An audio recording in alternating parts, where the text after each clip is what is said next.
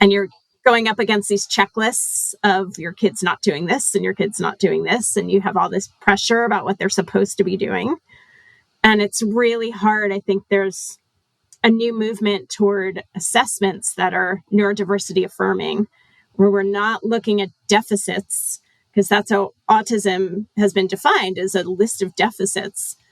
And we're looking at strengths and where can we support and accommodate the child. And that's a completely different lens around making this child who they are and not fixing them.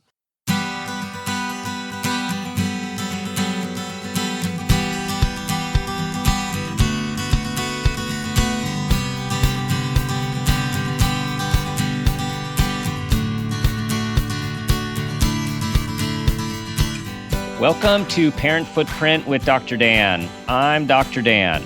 This show is about making the world a more loving, accepting, and compassionate place, one parent, one person, and one child at a time. The key to raising healthy and engaged kids is for us parents to seek the same in our own lives while striving to be the best versions of ourselves each day, no matter who you are or where you came from. With increased awareness, you can be purposeful about leaving a healthy footprint for your children, your family, and all those you care about while living your life to the fullest.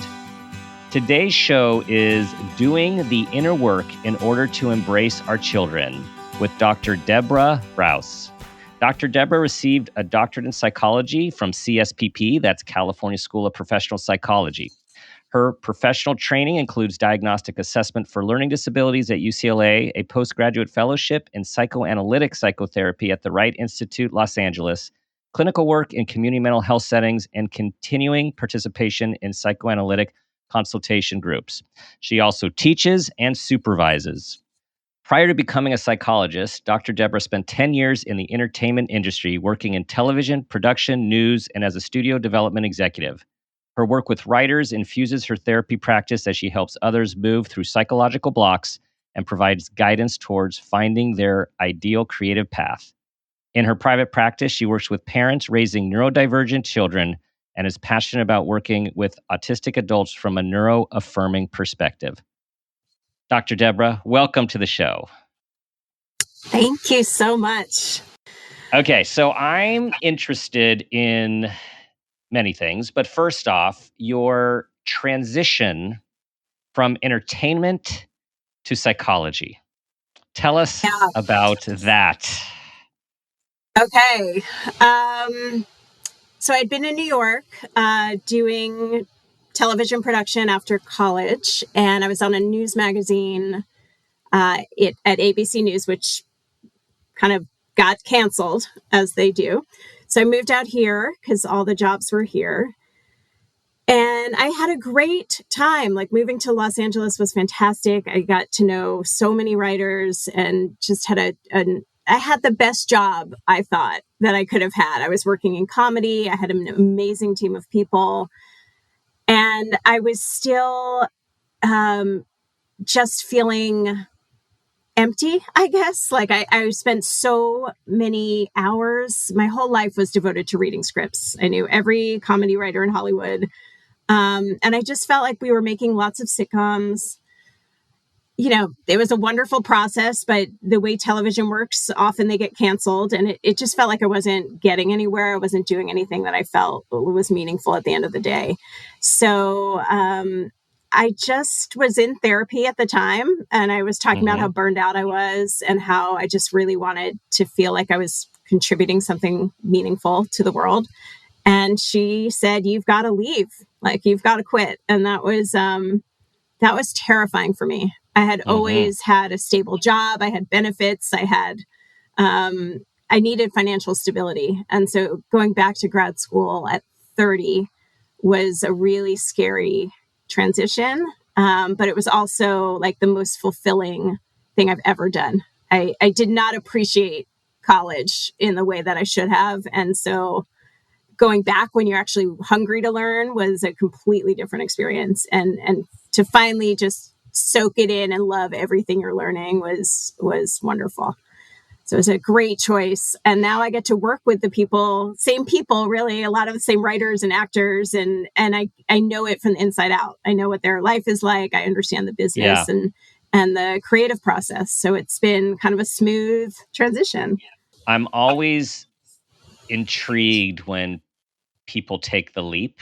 I just think it's so courageous. It's so scary.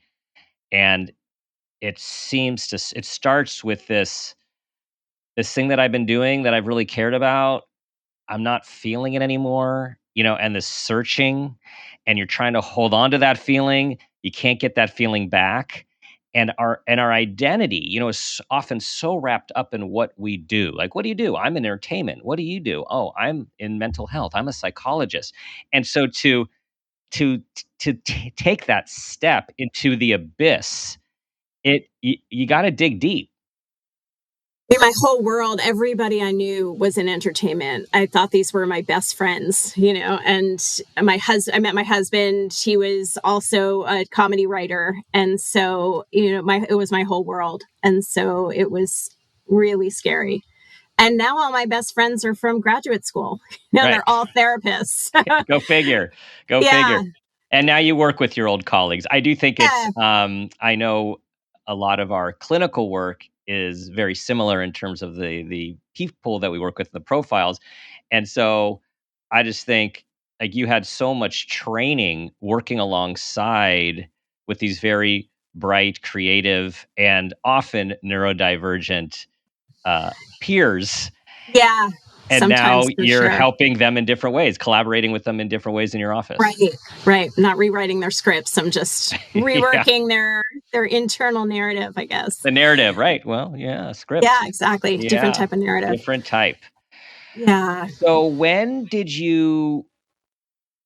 Well, so some of your training was psychoanalytic background. So for those, that's a la Sigmund Freud, back to the roots of the discipline, and there are a lot of terms that are kind of complicated terms, and many of his terms and his ways of thinking continue today in the way we see our internal life and our relational life.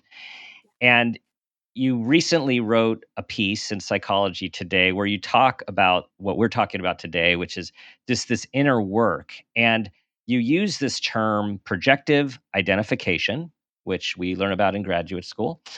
And I'm putting that out there for everyone so we can describe what it is technically, and then talk about how important this idea is when we are thinking about gaining a self-awareness in order to not even be our fuller selves, but to not put our stuff onto our kids.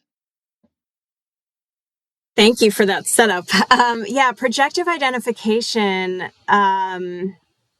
is this really key term, I think. I mean, a lot of stuff, Freud gets trashed in a lot of circles, but there's so much from Freud and from the early analysts that is so relevant that we don't even realize it's so much a part of how we speak. It's just kind of part of our culture. We don't even recognize that it goes way back to psychoanalysis. But the idea that we have thoughts and feelings and parts of ourselves that we have not accepted and not recognized even. They might be unconscious parts of ourselves that we are uncomfortable with. And then we unconsciously project them into somebody else, right? And that person, this is the difference between projection and projective identification. The other person has to take it up. Like they have to accept the projection because they also identify with it to some degree. And it alters their behavior in some way. It changes how they act and almost becomes this self-fulfilling prophecy, right? So you imagine this other person is, let's say, entitled, right? And then you like pressure them into being entitled in a sense, and they recognize that in themselves in some way and then start acting that way. Right. So the difference being if I'm projecting onto you, you are, Debra, you are so entitled. And if you are saying, wait, that just doesn't make sense. I don't understand where this is coming from. I'm just projecting onto you. You're not accepting it. Now, of course, this isn't a conscious thing, everyone. This is a very subconscious or unconscious. So all of a sudden, if I'm like, Debra, you are so entitled, and then you start acting entitled, now I have successfully transmitted my projection onto you, and your unconscious has accepted it, and you're acting it out. Yes. And this happens in couples all the time. Like we project stuff into each other. We become polarized because one person gets rid of an aspect of themselves. Let's say they're the weak one or something. They feel like they are less than or weak, and then they project that into their partner, and now and act superior toward their partner. And then their partner takes that on and ends up feeling insecure. Right. And then projects that the other person projects all of their strength and all their self-confidence into the partner. And so now that it becomes this uneven dynamic where one is the one who knows things and is superior and is sort of the holder of the confidence in the relationship, and the other one kind of loses all of their self-worth. That's just one example. But like where couples become on the opposite ends of various extremes because they're projecting parts of themselves onto the other, and they're recognizing that. So in the vein of continuing to geek out on psychoanalytic terms, we would say these unconscious, darker, non-accepted or unaware parts of ourselves. This is what Jung would also call our shadow side, right? Our shadow aspects, which are in the shadows. That's why this stuff is tough. Like, this is not, we're aware of them at first. They are lurking. And then to pivot to our conversation about parenting, boy, do they come out. Yeah. Our kids are a mirror. It seems like a mirror to our shadow parts that can create this process. Yeah. I mean, I have a lot of examples of that. So, for example, I was just with a client yesterday where she grew up. She was very private, a family where, everything had to look pretty on the outside, very inhibited. And now she has an ADHD kid who's a tween. And because of her own, impulsive behavior, difficulty with a filter, that the child will tell everybody everything, right? And there are no secrets in the family. Anything that is shared in the family that the child hears is now public knowledge. And the mother's mortified by this, right? That there are things that are getting out there that she's very uncomfortable with. She initially really tried to shame and kind of, punish her child for sharing anything that she didn't want out in public. And none of her strategies worked, right? This child, it's not intentional. The kid, has real difficulty with impulse control. And if something's on her mind, it's just going to come out. And the beautiful transformation of that is now this client has become less inhibited herself, has become aware that, okay, this is how it is. She actually, I think, had some secret envy that her child could be so free, could connect with others so easily in a way that she was so restricted. And now is much more free herself of like, who cares? Like, okay, it's out there and that's all right. And people know me and I can get more comfortable in myself because my child has opened up these avenues of connection that I was never able to access for myself as a child. So it's really like transformed her. And that's kind of a happy ending, right? Where we're able to accept our kid and accept the changes in ourselves that they were able to kind of force within us. And sometimes we can do that on our own. And a lot of times we need whether the counsel of whether a trusted family or friend, telling you things you don't necessarily want to hear, but okay, or of course, professional help. And you're making me think, I was listening to a podcast recently on the topic of being judgmental came up.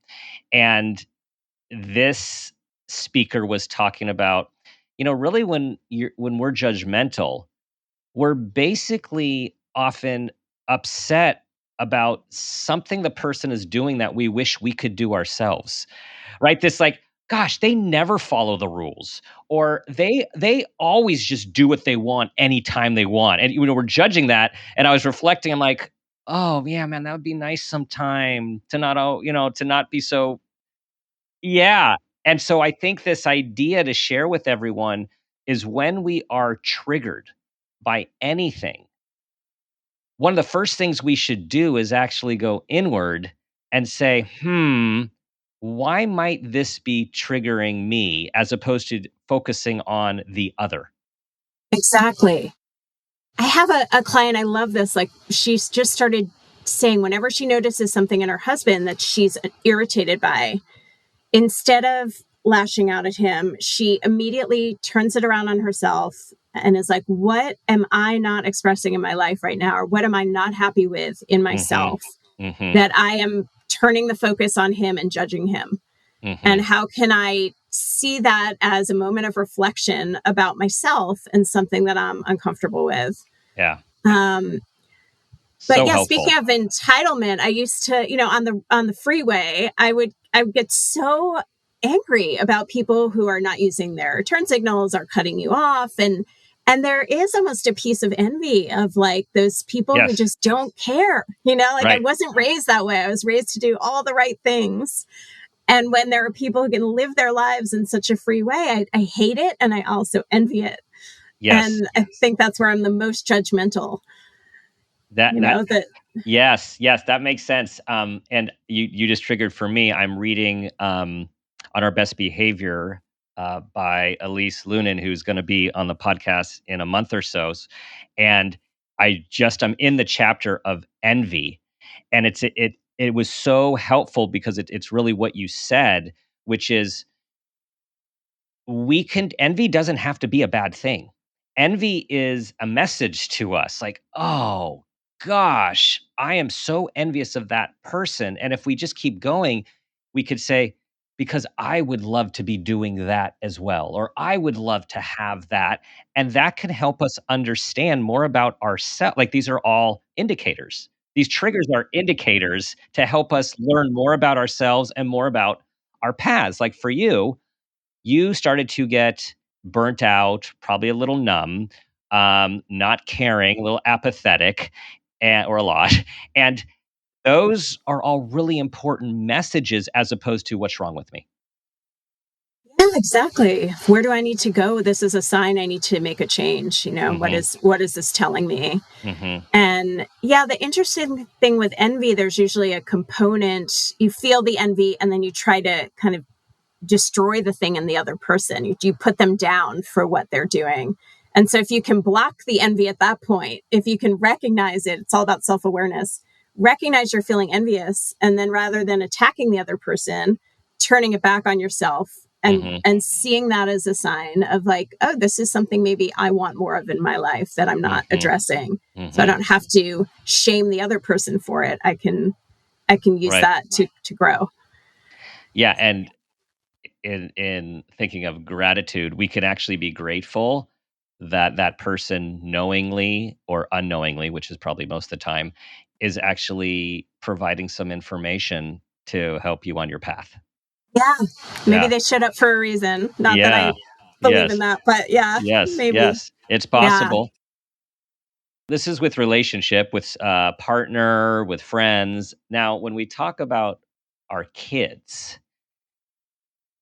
whoa, this thing really like turns up several octaves here, because as you've written about, there's so many other layers that go into this, which is, how do I feel about myself in my role, and how I need my child to be so I can be seen as value to myself and value as others. Like, how am I doing at my job? How does my child represents me? So based on my child's behavior, that's going to say something about me.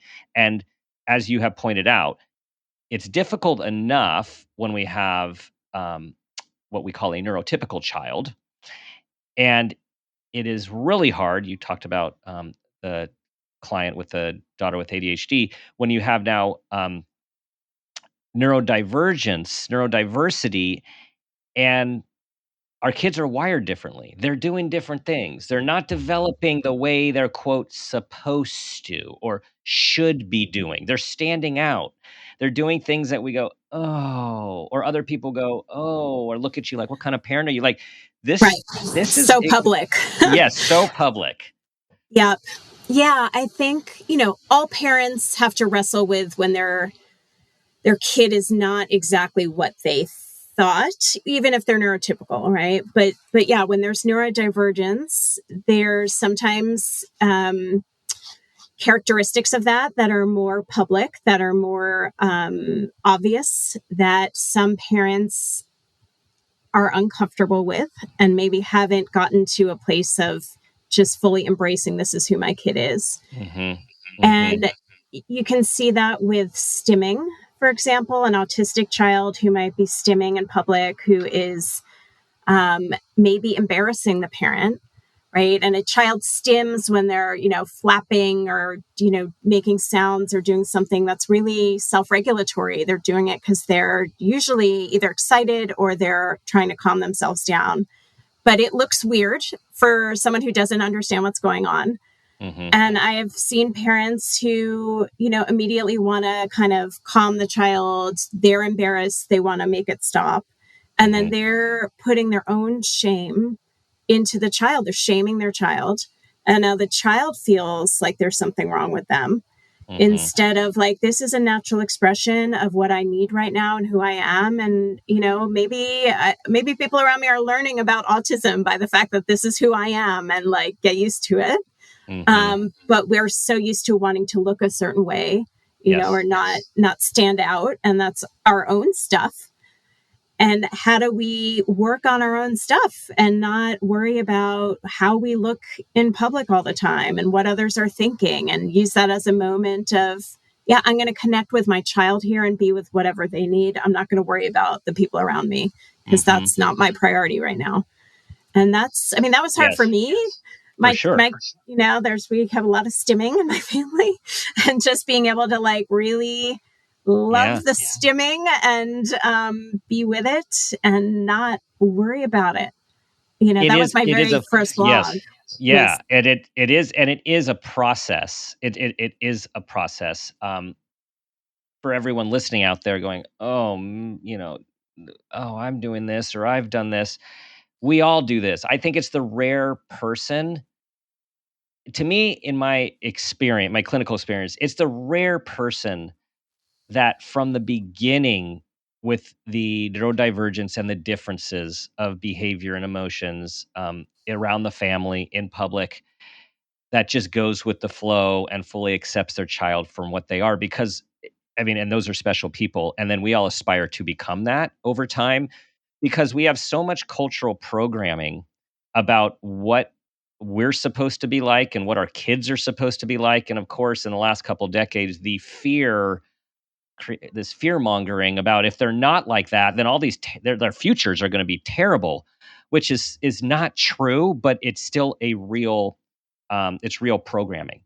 And so totally natural for us to want to like put your hand over the mouth of a screaming child in public, or like hold the arms of your stimming child in public, because you're concerned for them. And we have to be honest, we're concerned for ourselves, right? And that's when it's like, this is when the inquiry starts. So if you don't mind saying, for you, because you mentioned with the stimming in your family, how did you come to realize this was happening and that you were needing to make wanting to make a shift? Yeah, I've had a whole journey with it. I feel like early on, I actually didn't know. I'm embarrassed to say I probably didn't know until a couple years ago that stimming was very healthy and is a way that the child regulates. I was always trained, help them breathe, help them, do something else to calm down, not recognizing that the stimming itself is often a way that they're calming themselves down. And so I would talk to him about taking deep breaths. I would get uncomfortable. And other times I would talk to him about, once he was old enough to understand, almost making it his choice, like talking about how other people don't really understand what you're doing. Does that bother you?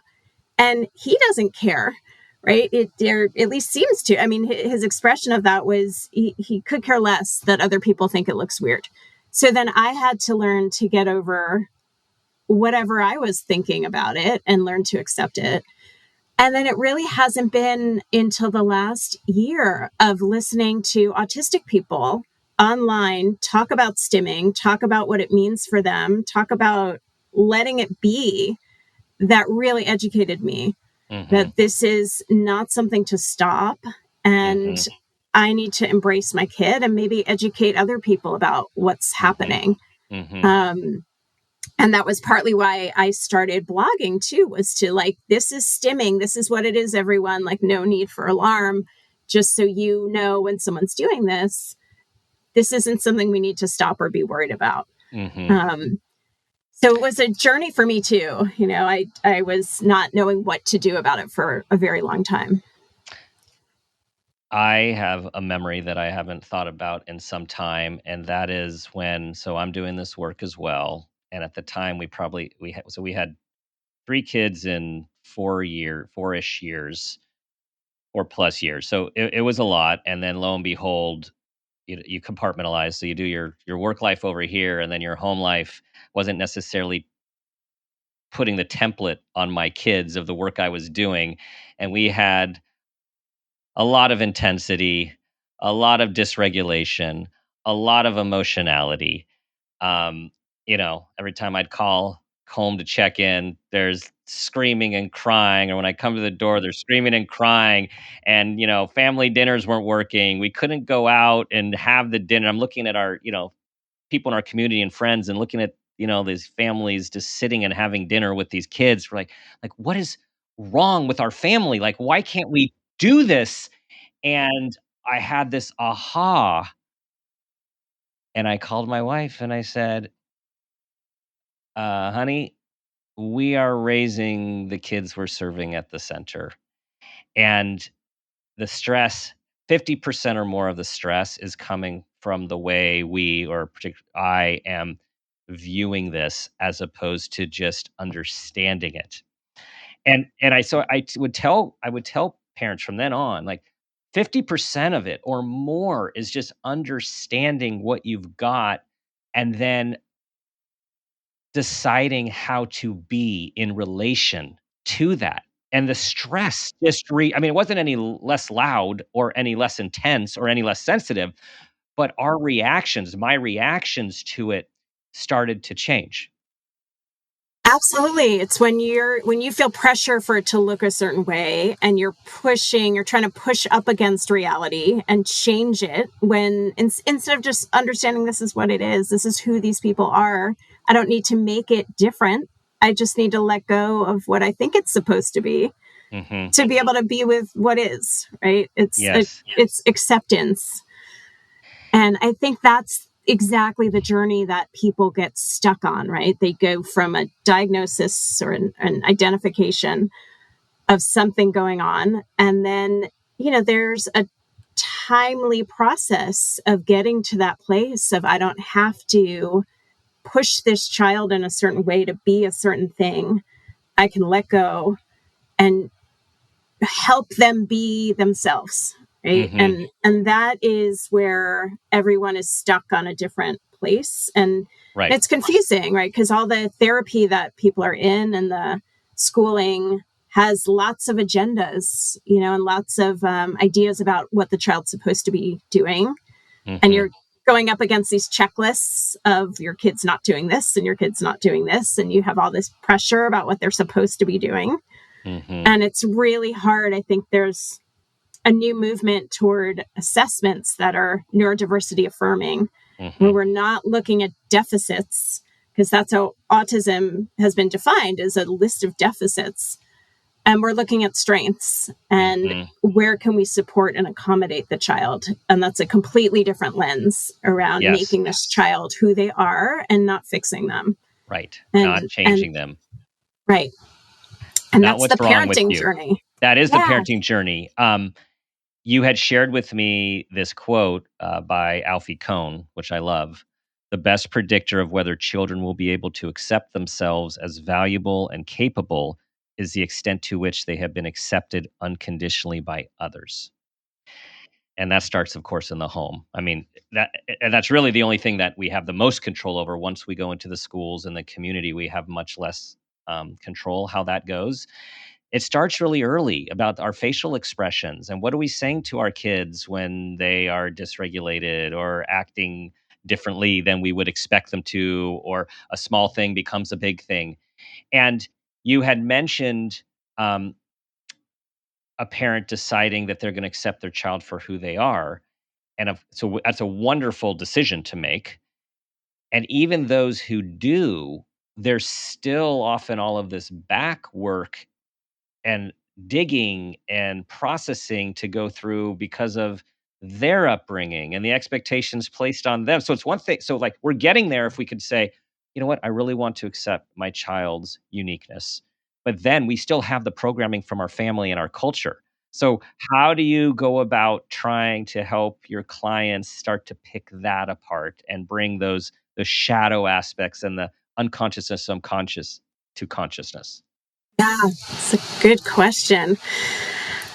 I mean, I think if someone is able, first of all, to accept their child, then they've already done, 90% of the work, but then being able to turn back on yourself and see all those areas where there is your own shame, right? Where you weren't allowed to be the child that you needed to be. And now you're giving that gift to your own kid. But when you're doing your own work, I think it's like transforming the shame into mourning, right? You're mourning what you didn't get, how you weren't accepted, the parts of you that weren't allowed to be alive and breathing.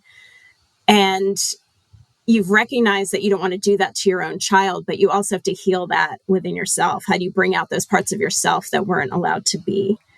Right. And that's what Alice Miller talks about. I love The Drama of the Some of the Gifted gifted Child. Is child, this yes. iconic book, but all the ways where your parents only accepted certain parts of you based on how they reflected on them. And how do you grieve what you didn't get as a child? It's you're never going to get it in the same way as an adult, but you can still go back and look at how to kind of reparent yourself, how to give yourself and evolve yourself to be the person that maybe you had to shut down when you were Mhm. younger. Mhm. And to be able to look at that so that you're not repeating it, that's where we hand down the trauma by not examining that, by Mhm. sort of constricting ourselves into the things that we think are acceptable, or we think this is how we are loved by being this certain kind of person. And now my child has to be that kind of person. It's this intergenerational transmission of trauma. And that's Mhm. how it happens, right? But when we are able to be the person that we want to be and kind of look at all the rules and restrictions that were placed on us by our own parents' trauma, that's when we just start opening up the floodgates, Mhm. of like self-actualization. It's kind of Right. Right. being our best self.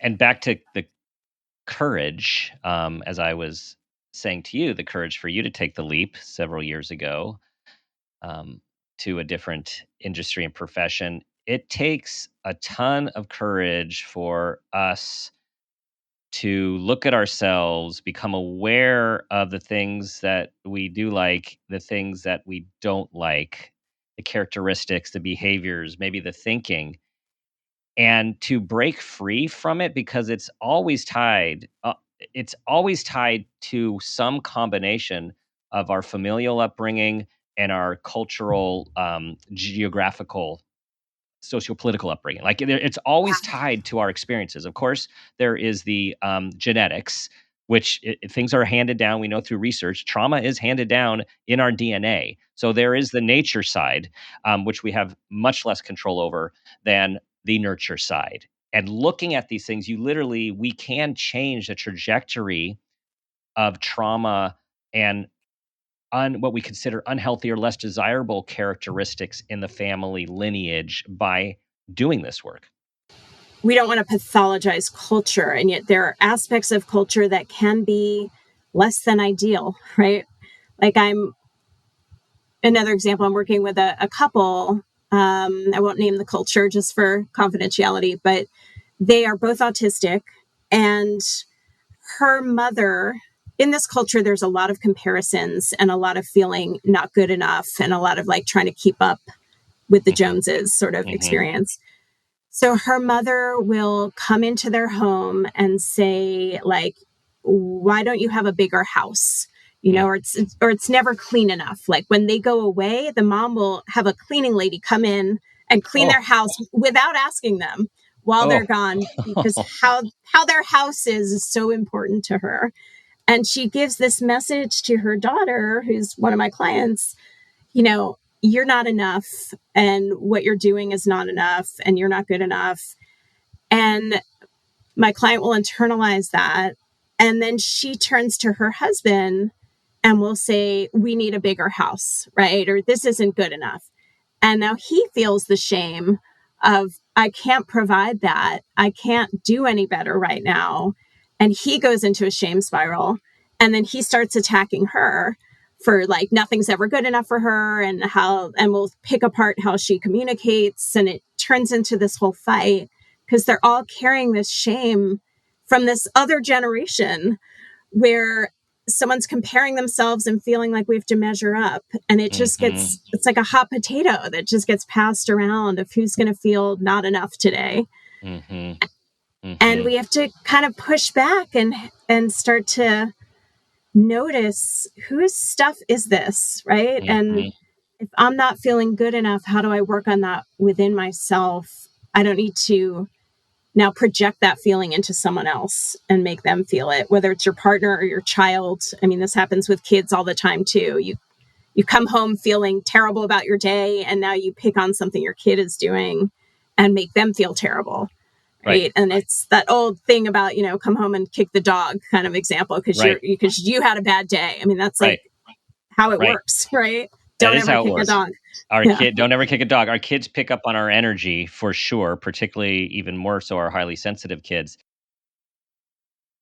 Back to the beginning conversation about projective identification, that's a perfect example. So I come home from work and I'm mad and angry, so I lash out verbally at my child. And if I'm just projecting, my child's looking at me like, what's going on? Or it gets upset and cries and goes away. But if their projective identification process is happening, now they're getting angry back, kicking or hitting their sister or acting out, and then just taking this thing on. Now we have something else that we get to get mad about because of the way they're acting.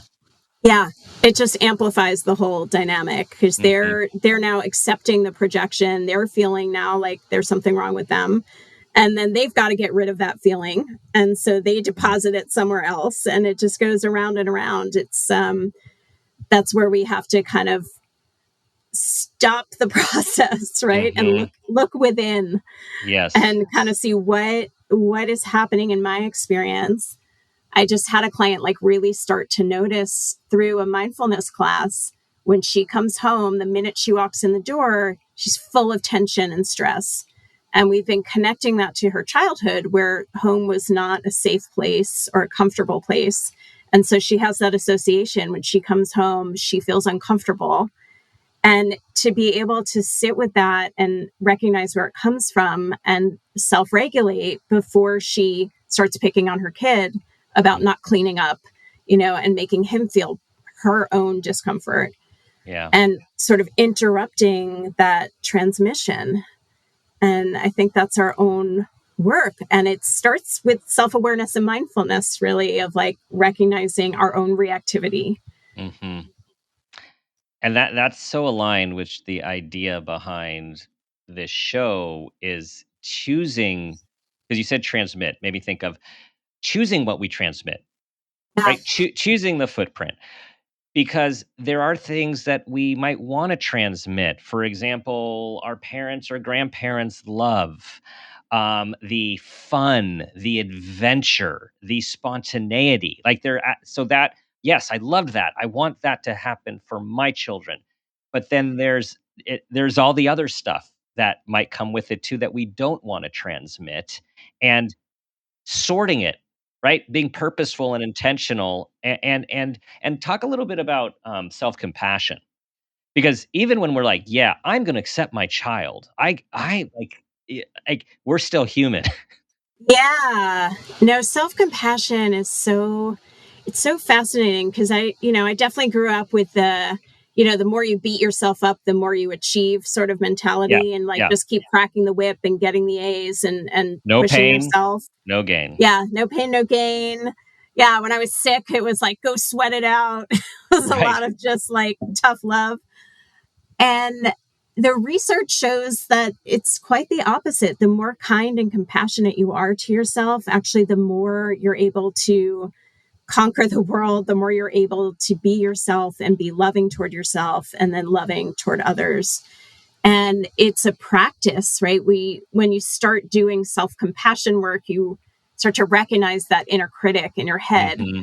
that is so mean to you and beats you up and speaks to you in a way that you would never speak to someone else.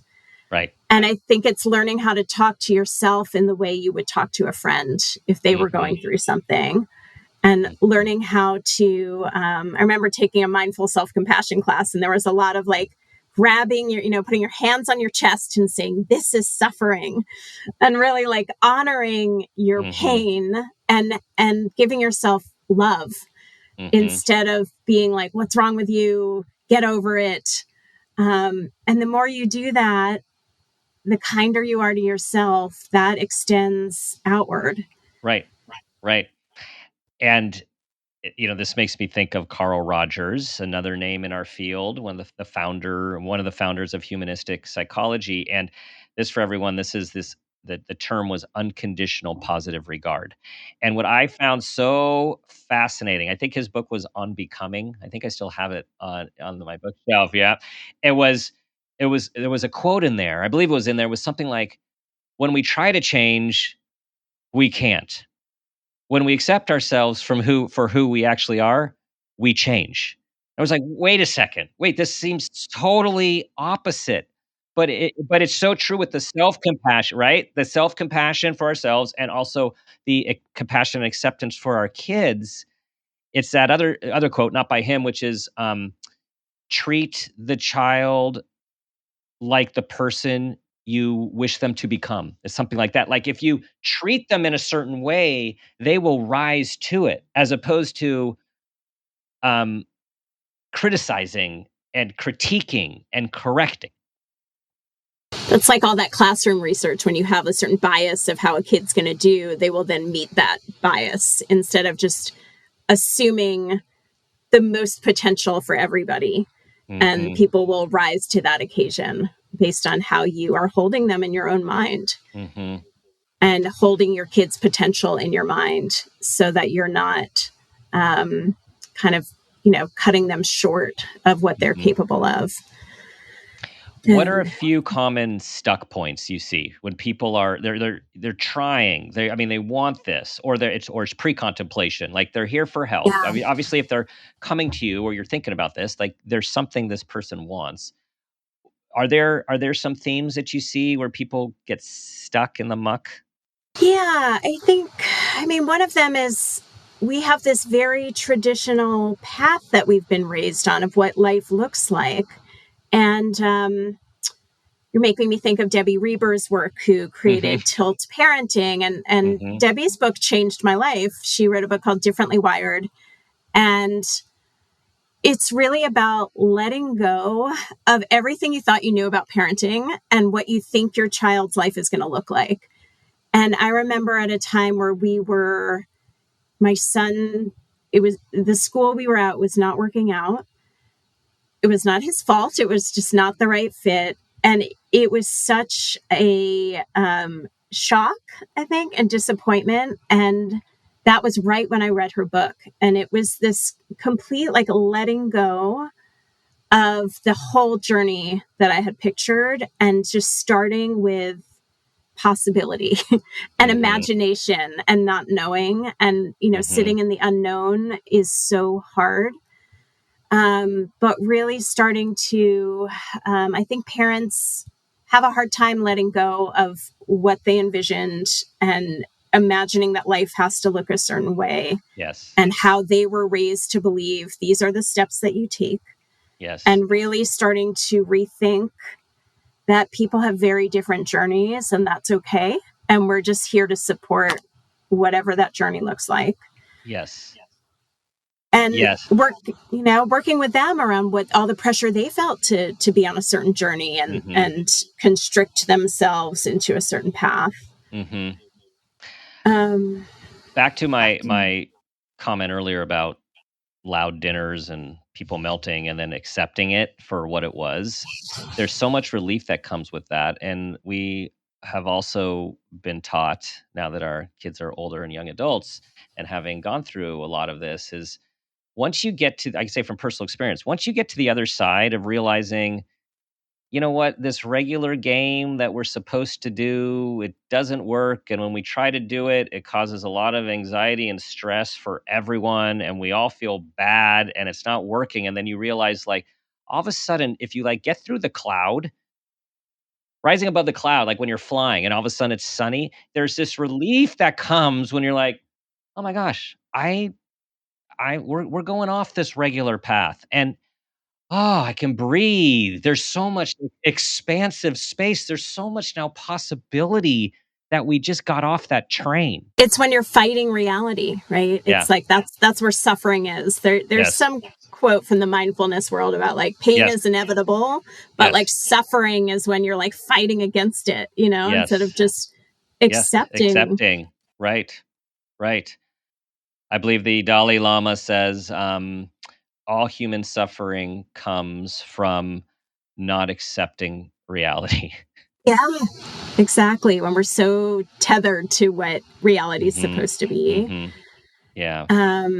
I've seen that too. Like I'm thinking of a client where their kid is a PDAer, which I don't know if you've talked about PDA on the show. A little bit, everyone. Pathological demand avoidance. It's thought to be, it's not in the diagnostic manual. It comes from the UK.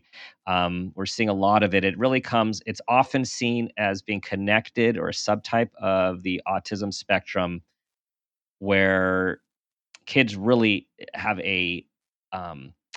it's like they can't do what they're asked. It's like a visceral physiological response to not do what they're asked to do. That's the demand avoidance part. It's really fascinating. I mean, it's something I need to learn more about, but the body goes into a fight or flight reaction when there's a demand placed, and that could be a question. A question could be felt as a demand.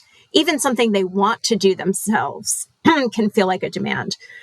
And, this is a parent who came from a very like do the right thing type of family. Everything was very regimented and we always do what we're told and what we're asked. And now has a kid with a PDA profile where the recommendations for that is really dropping demands as much as possible and learning how to communicate with your child in a way that's very collaborative, that is declarative language. So, for example, instead of saying, can you pick up your clothes off the floor? You might just say, oh, I see clothes on the floor. And that kind of reduces that feeling of a demand being put on you. But the parent is really struggling because this is, he understands this intellectually, right? But emotionally, this is not how he was raised. Like, you just do what you're told and like, suck it up. And it's very hard. There's a lot of resentment and frustration toward the child that he doesn't want to feel, that feels terrible. But really struggling against like, this is a very different way of parenting and really having a hard time.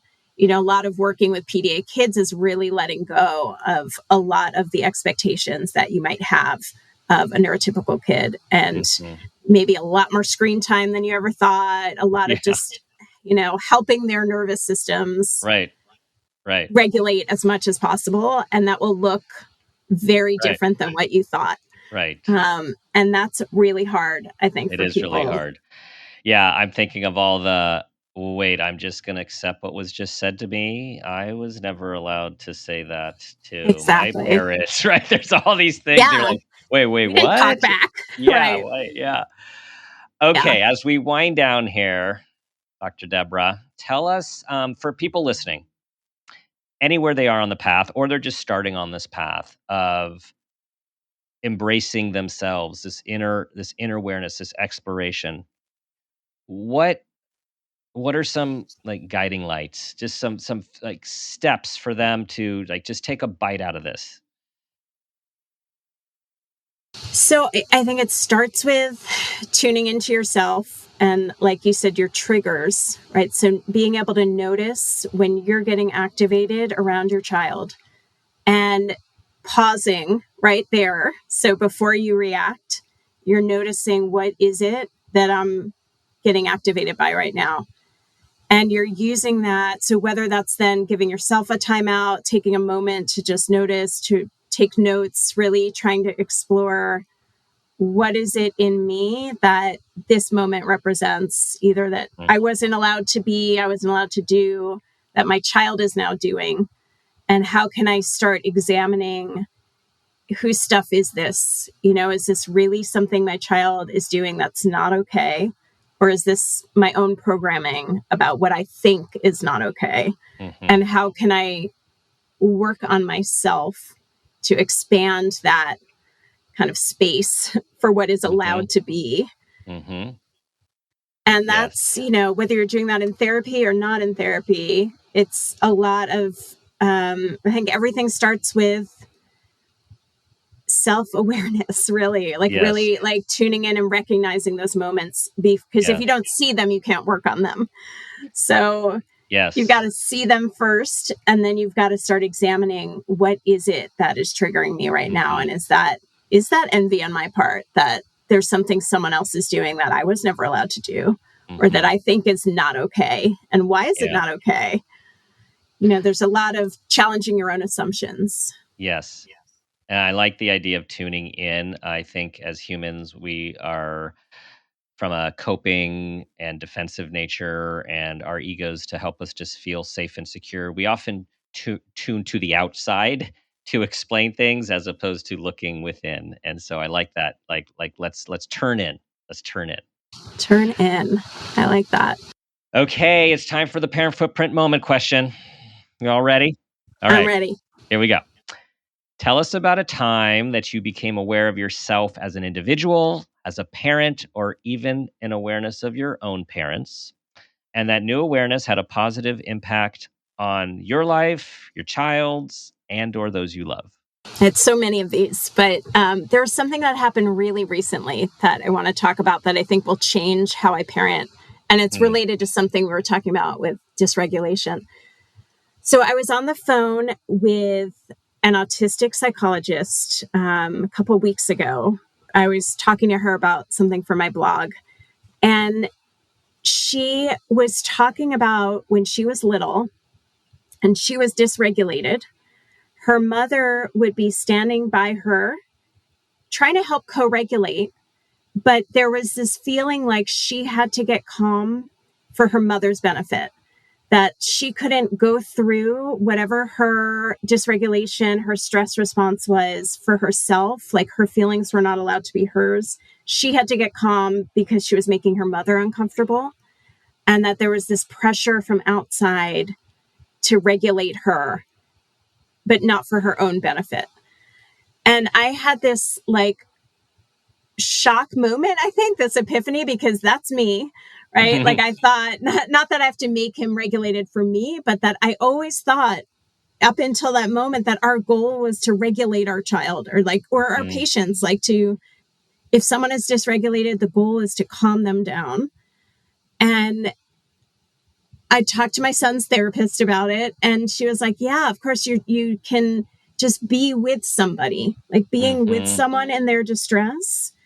And that is a natural, stress responses are natural. And it's just about being together. You don't have to fix it or change it or regulate it. You're just there to like lean in and empathically attune to that person, to your child or your client. it totally shifted things for me. I don't know if that's an obvious thing. I really was never told that. I really thought our goal is to calm people down and get back to green, and it was a total shift in how I'm going to be with my kid and how I'm going to be with my clients. And it's just about showing up. Yeah. That's really powerful. That's really powerful. Two things. I was thinking about the brain-based parenting work of Dan Siegel and Tina Bryson, and who talk so much about co-regulation. And I'm with you. It's like, how do we help them soothe? How do we help them soothe? How do we help them calm down? And I'd have to go back and look at their books because to see if there was a piece of this, of what you talked about too, the importance of just showing up. And then you said that, I'm like, oh, well, that was their other book was The Power of Showing Up, right? Yes, and, I have that one. So maybe that was like the evolution of the work is we just got to show up and be there, not correct, not fix, and maybe co-regulate is we're expanding what that looks like. We're there with them, helping them to just be and to regulate in their own way, in their own time with our presence. Exactly. It could be like making, nonverbal expressions. It could be just joining in some way with what they're feeling, but it's not about controlling it, or stopping it. It's just being with. And I really appreciated that our job is not to regulate someone. It's almost like without their consent, maybe they want to go through this experience. It's natural to have different feelings, big feelings. We don't have to make them go away. So I really appreciated that counsel. So important. Well, thank you for sharing that moment. We all learn from these moments. They're just so profound, and I'm grateful to get to learn from them day in and day out. So thank you for sharing. Of course. Debra, tell everyone where they can find you, your work, and all the things you're up to. Yeah, I have a blog on Psychology Today. So you can just search for my name, Debra Brause. I'm on Instagram at Debra Brause. I have a website, which is Dr. Debra Brause. It's all really, really easy. And that's it. I'm, continuing to just work on writing. I'm, trying to educate other young therapists about neurodiversity to kind of broaden their education. But you can mostly find me, I'd say, on Psychology Today. Wonderful. Well, so great talking with you today. Thank you for sharing your experience, your personal experience, your professional experience, and yourself so authentically with us. Thank you so much. I have always admired your work, and I'm so honored to be here, and I really appreciate you having me on. You're welcome. It is mutual.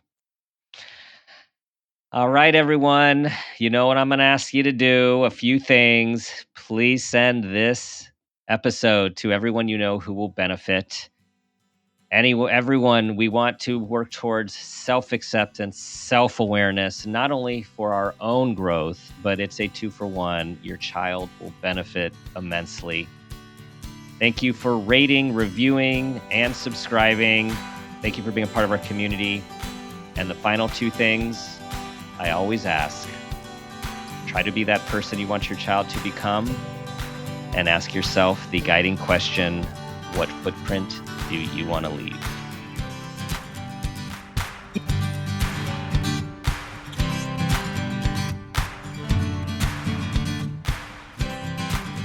This has been a Peters and Rossi production.